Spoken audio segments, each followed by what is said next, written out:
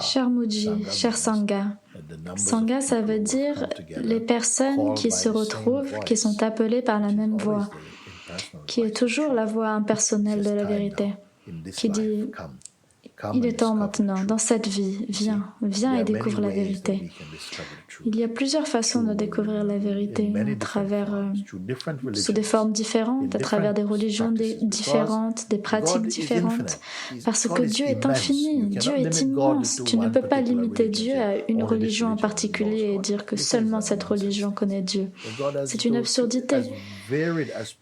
Aussi variées que sont les personnes, chacune d'entre elles peut trouver Dieu d'une certaine manière, pas seulement par leur propre imagination, mais s'il y a ce besoin, ce désir à l'intérieur, déjà ce désir a été mis là par la grâce de Dieu et mènera cette personne au chemin qui est bon et approprié pour elle. Ok. Je suis heureux et reconnaissant de te connaître. Je suis heureux et reconnaissant de savoir que vous soyez bien rentré à Monte Sahara. Merci d'avoir rendu cette lettre possible. Merci de gérer cette crise avec tant de générosité, d'attention et de prudence. Merci pour ton être aimant. Merci. Qui c'est? Tatia. Je fais l'expérience de ce moment comme étant une grande opportunité d'aller plus profondément. L'opportunité de participer en ligne à la retraite de Rishikesh a été le point de départ de ce retournement vers l'intérieur. Maintenant, la vie offre une situation de retraite dans la vie quotidienne. Oui, c'est vrai. Ma question dans cette crise, retraite, est ceci. En rejetant le contact pour éviter de propager le virus, toutes sortes de problèmes en rapport avec les relations surgissent. Je remarque comment, d'une part, je suis très heureuse de rester avec moi-même. Et ici, il y a simplement l'être-té, simplement ce qui est. Lorsque je suis toute seule, je suis simplement telle que je suis, moi-même. C'est très naturel.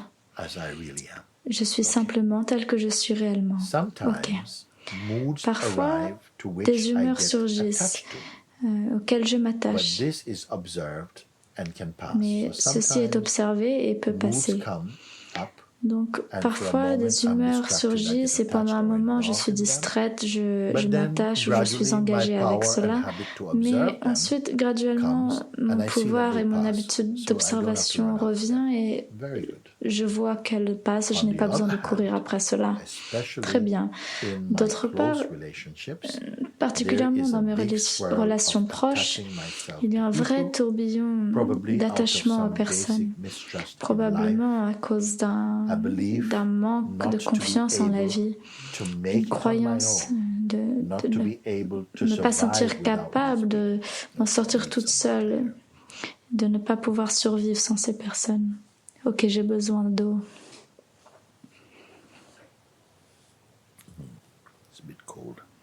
C'est un peu froid. J'ai du bon thé rooibos. Ou est-ce que c'est du tulsi? Voyons voir. C'est du tulsi, très bien.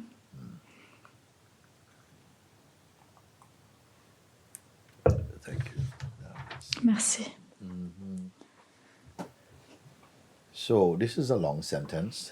Alors, c'est une longue phrase.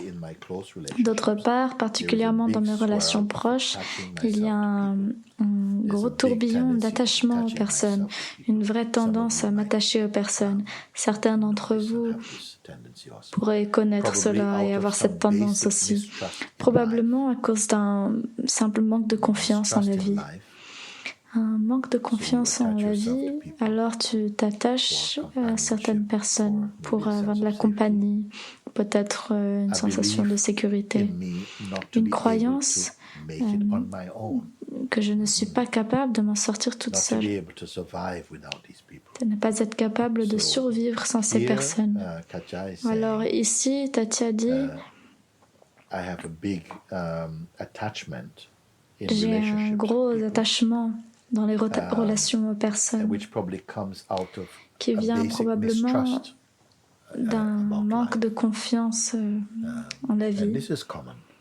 Et c'est commun, c'est très commun pour beaucoup de personnes.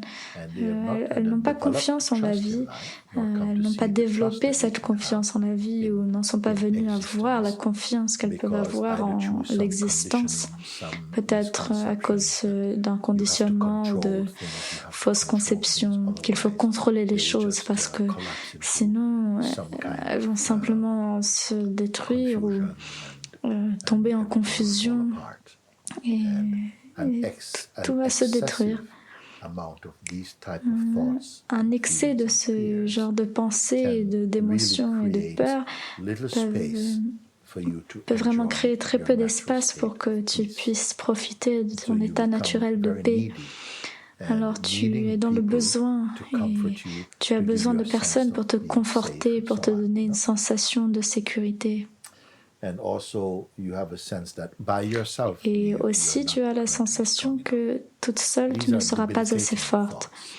Ce sont des pensées débilitantes. Toute seule, dans la vraie manière, tu es puissant.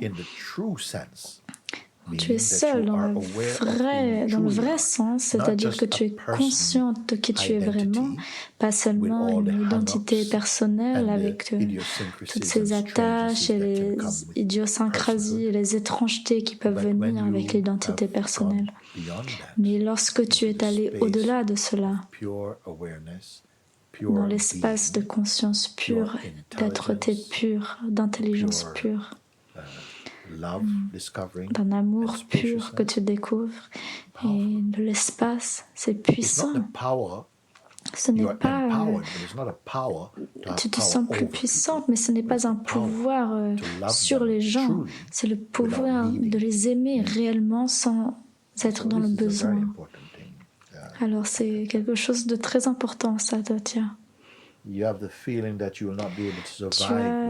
l'impression que tu ne pourras pas survivre sans ce genre de relation. Donc cela, c'est vraiment une mauvaise croyance. Et tu transcenderas ce besoin parce que lorsque tu es dans une relation avec qui que ce soit et que tu es dans le besoin, en quelque sorte, tu amènes beaucoup de claustrophobie dans leur vie aussi. Peut-être que leur ego est flatté au début, que quelqu'un a besoin d'eux. Mais en réalité, tu n'as pas besoin d'eux. Mais lorsque quelqu'un sent que tu as besoin de cette personne, eh bien, cette personne peut abuser de toi. Et tu accepteras cet abus parce que tu sentiras que tu préfères avoir cet abus et avoir cette personne avec toi plutôt que de ne pas avoir cet abus et ne pas l'avoir avec toi. Ça, ce sont les étrangetés qui peuvent se passer lorsque nous ne sommes pas vraiment établis dans notre vrai centre. Ok. Et il y a une croyance que ces personnes ne s'en sortiront pas sans moi non plus.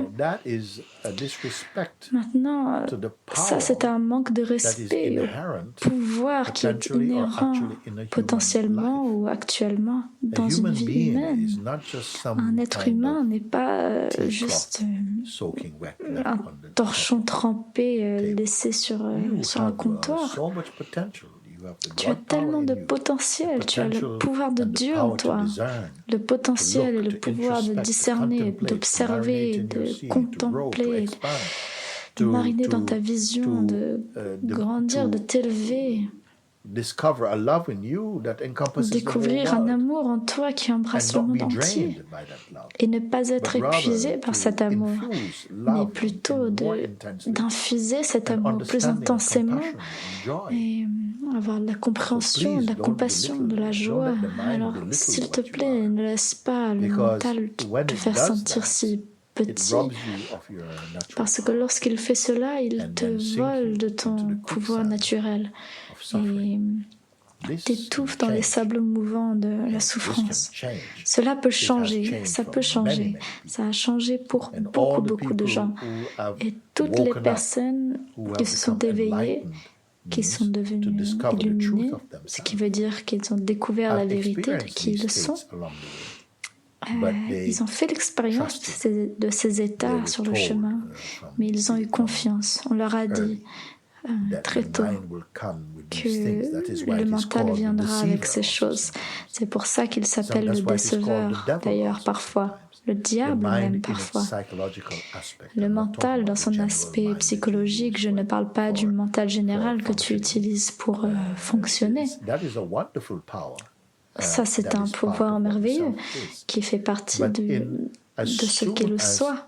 Mais aussitôt que l'être-té qui émane de Dieu s'identifie avec le corps, devient une personne, un pouvoir surgissant de ton propre pouvoir original est venu en tant que le mental psychologique pour jouer en tant que ton ami et ton ennemi aussi.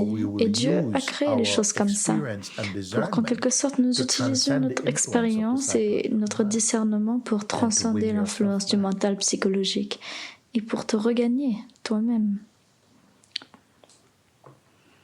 Un grand besoin et un abus en projetant ce besoin sur les personnes se passe. Comment est-ce que je peux arrêter cela? Mooji, s'il te plaît, guide-moi à travers cela. Un immense besoin et un abus en projetant ce besoin sur les personnes se passe. Eh bien, laisse-moi te dire, en partageant cela, tu me montres que tu es déjà consciente de cela. Tu es consciente que le mental prend cette forme. Tu n'es pas le mental. Alors, lorsque le mental surgit de cette manière, garde le pouvoir en toi en tant que le témoin de ce jeu du mental. Et ne t'identifie pas, ne t'enregistre pas dans son jeu. Reste simplement en tant que témoin qui est neutre, qui est de Dieu, plutôt que le mental charnier qui est là pour détruire ta beauté et ta joie. Et tu dois être très sincère avec cela et très focalisé. Et rappelle-toi, la grâce est avec toi. C'est le but le plus élevé dans ta vie, l'opportunité la plus élevée de transcender l'influence du mental psychologique, de l'aspect déceveur. Et Dieu est avec toi. C'est pour ça que je dis, ne crois pas ton mental, parce qu'il te décevra au début. Mais en même temps, le mental est très très important pour toi, pour que tu transcendes et que tu te regagnes et que tu atteignes l'état sacré d'un être éveillé. Nous devons tous traverser cela. Le Seigneur a créé l'univers de cette manière pour que nous fassions tous l'expérience du jeu de la dualité, du bon et du mal, de la justice, de l'injustice, des choses auxquelles nous faisons confiance mais auxquelles on ne devrait pas croire, de se faire mordre et pourtant de transcender le poison. Tout cela, autant de difficultés qui viennent à toi. Plus grand est celui qui est dans toi que celui qui est dans le monde. Cela veut dire que le pouvoir en toi est là, mais tu dois te connecter avec ce pouvoir, le pouvoir de Dieu et de la grâce dans ton cœur. Et ce n'est pas difficile. Tout ce que je dis te guide vers cette découverte.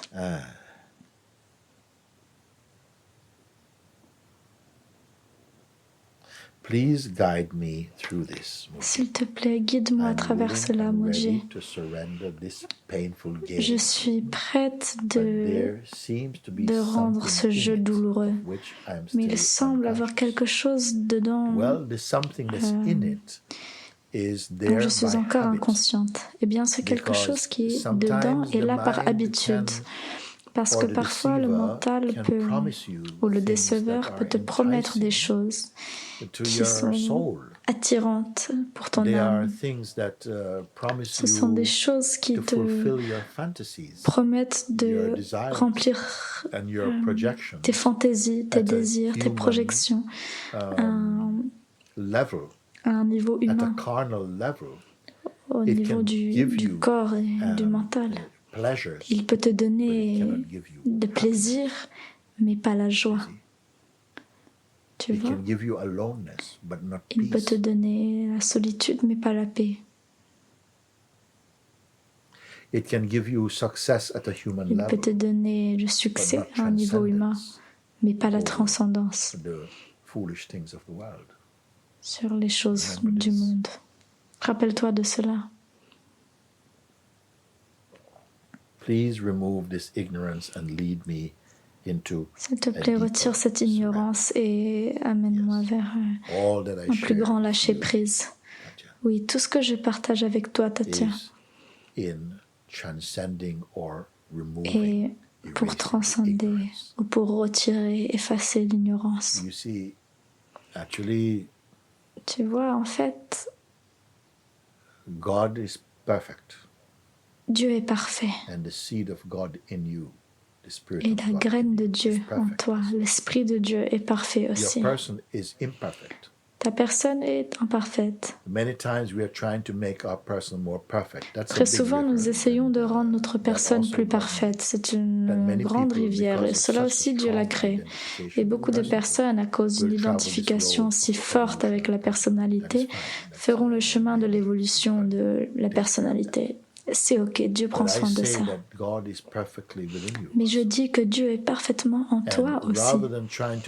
Et plutôt que d'essayer de rendre ce qui est imparfait, la personne imparfaite, parfaite, je dirais ici, sur ce chemin, si tu retires l'ignorance sur qui tu es, tu trouveras que je n'ai pas besoin d'amener la vérité de qui tu es, parce que lorsque tu ouvres les rideaux de l'ignorance, la vérité est déjà là, prête à se révéler. Et toutes mes discussions sont par rapport à ça. Et elles sont pratiques, elles sont possibles, elles sont atteignables. C'est pas le bon mot, on peut dire qu'on peut atteindre cet état, mais tout ce que tu cherches dans le sens le plus élevé est déjà en toi, avec l'amour le plus profond, Tatya. Je voudrais terminer en disant quelque chose. Vous savez, le grand saint et Soufi Rumi, beaucoup d'entre vous le connaissez, il a dit quelque chose que je partage souvent dans mes discussions. Il dit, je toquais à une porte, je toquais. Laisse-moi entrer, laisse-moi entrer. Il toque sur la porte. Soudain, la porte s'ouvre et je me rends compte que je toquais de l'intérieur. Et lorsque j'ai entendu ça pour la première fois, c'était tellement puissant. Nous sommes tous déjà à l'intérieur, dans le plus vrai sens. Notre nature appartient à Dieu. Ce que nous sommes est en harmonie avec Dieu, notre nature essentielle. Mais lorsque nous amassons et que nous sommes obligés de vivre dans un monde de dualité avec tant de force en jeu, nous oublions bien sûr. Et nous nous prenons comme étant seulement la chair et le sang, et le conditionnement, et ce que nous avons appris dans ce monde. Et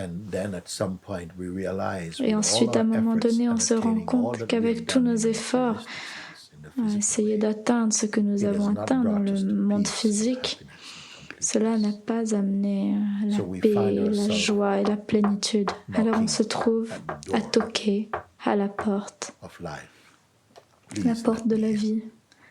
S'il te plaît, laisse-moi entrer.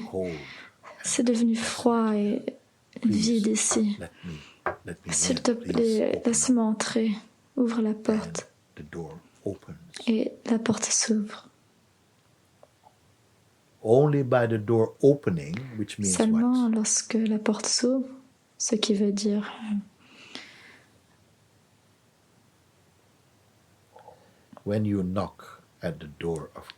Lorsque tu toques à la porte de Dieu avec ton cœur, Dieu l'ouvre. Tu es déjà à l'intérieur. La porte qui s'ouvre te montre, mais tu es déjà ici, mon enfant. Il dit. Tu as toujours été ici, mais tu n'étais pas conscient que tu étais ici. Tu t'es oublié et tu t'es imaginé comme étant à l'extérieur de toi-même et tu souffrais. Et pourtant, ta souffrance t'a ramené ici, à toquer à la porte. Laisse-moi entrer. Tu devais en venir à cette désespération. S'il te plaît, laisse-moi entrer, sauve-moi. La porte s'ouvre et tu te rends compte, je suis déjà là. La porte qui s'ouvre, c'est la grâce qui s'ouvre, qui te révèle ta vraie nature.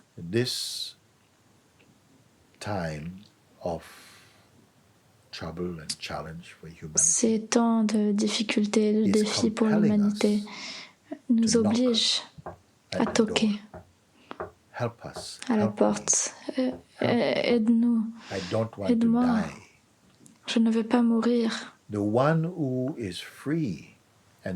Celui qui est libre et qui a trouvé Dieu n'a pas peur de mourir parce qu'il sait qu'il ne peut pas mourir. Le corps s'en ira. Tous les corps s'en iront. Mais ton corps n'est pas toi. Chaque corps s'en ira.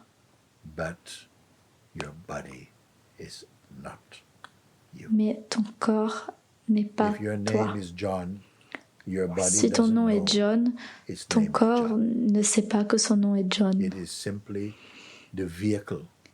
Il est simplement le véhicule, l'instrument qui a été désigné par Dieu pour faire vivre ton âme, ton esprit. Alors c'est par l'ordre divin que le souffle de Dieu vit en toi, l'esprit de Dieu est en toi. Lorsque cet esprit est éveillé dans la conscience, lorsque tu es conscient de cela, tu commences à fleurir dans ta vie. Et je dis que c'est la chose la plus merveilleuse de la vie, que nous puissions tous fleurir dans une plus grande beauté, plus grande conscience de la vérité. Et cette vérité, on dit qu'elle vous libère, c'est-à-dire qu'elle vous rend conscient de notre liberté innée en tant que l'enfant de Dieu ou de la conscience pure. Alors merci pour cette opportunité de partager quelques pensées et indications et que tu aies écrit et que tu aies donné cette opportunité de regarder cela à un moment où nous avons le temps. Nous avons le temps. Ce temps, lorsque nous sommes ici, a été offert, nous a été offert. Et de l'utiliser de cette manière, je sens que c'est la plus grande manière, la meilleure manière d'utiliser ce temps. De chercher la vérité, de chercher Dieu, de te chercher toi-même. Peu importe comment on veut l'appeler, mais c'est une vérité. Alors, continue dans cela et que Dieu te bénisse. Moins on se prend comme étant un objet, le plus lent et lourd est ton chemin. Au plus tu te rends compte que, en quelque sorte, la compréhension se passe, mais je ne sais même pas qui je suis vraiment. Il y a simplement quelque chose qui se développe, qui s'étend en moi. Il y a plus de joie, plus d'espace. Je me sens plus léger, plus gentil. Je ne suis pas un rebelle contre la vie. J'aime la vie. Et j'aime les vivants. Et j'ai plus d'amour et d'attention pour les autres, pour mon peuple. Et mon peuple, cela devient tout le monde en quelque sorte. Donc je te souhaite tout le meilleur. Merci, merci pour ton attention et ton temps. Dieu te bénisse. Et à la prochaine. Namasté.